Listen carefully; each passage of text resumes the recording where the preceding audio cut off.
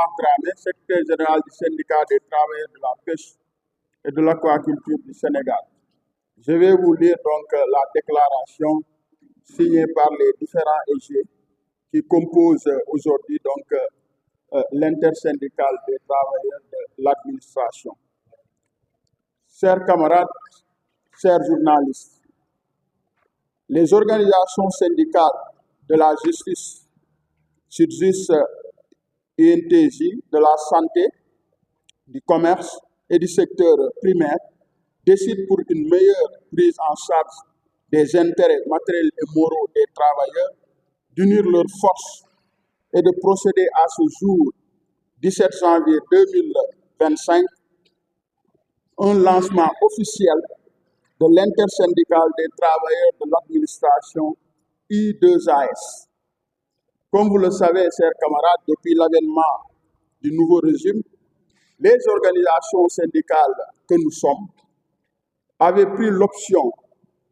véritablement donc de laisser le nouveau régime en place, de pouvoir mettre toutes les dispositions nécessaires par rapport donc au budget, n'est-ce pas, donc de 2025, mais aussi des contextes macroéconomiques qui véritablement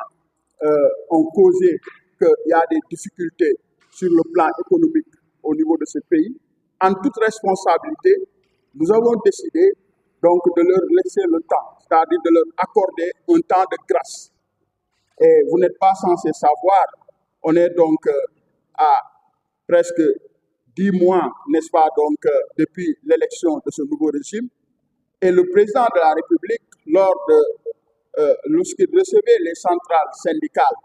pour véritablement les dépôts des cahiers de doléances, il avait réitéré son vœu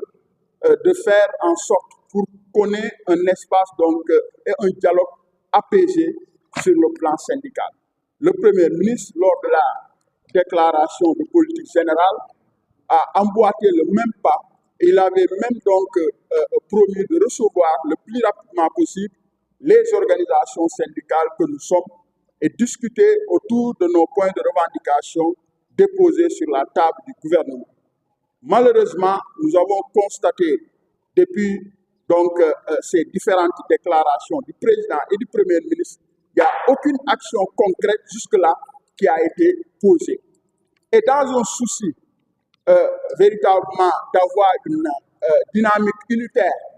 et aussi pousser le gouvernement à prendre en charge de façon efficiente, efficace nos revendications, parce que les agents de l'administration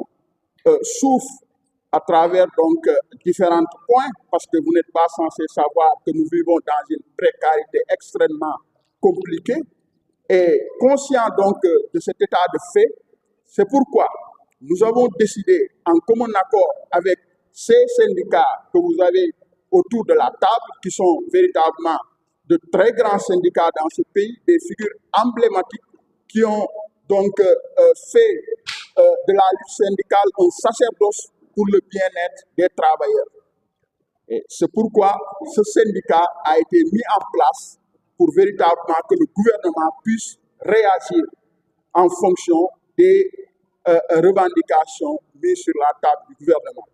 Et chers journalistes, chers camarades, vous savez pertinemment que donc dans ce contexte que nous sommes, avec véritablement donc des difficultés que les organisations, les travailleurs sont en train de vivre, il est donc primordial de réunir nos forces pour donc aller ensemble dans un cadre dynamique et unitaire à travers des actions qui nous sont